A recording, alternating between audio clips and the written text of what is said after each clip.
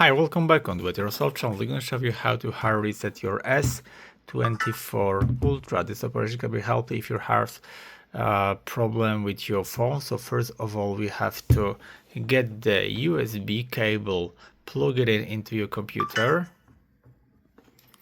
Let's plug it into your phone like that. Then we have to turn off our phone, volume down and power. Turn off. And after that, volume up and power button.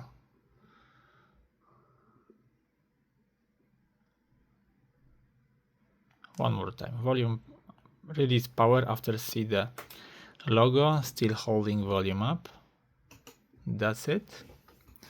Now we have to go by volume down to wipe data factory reset, accept by power, go down and click by power to do the factory reset.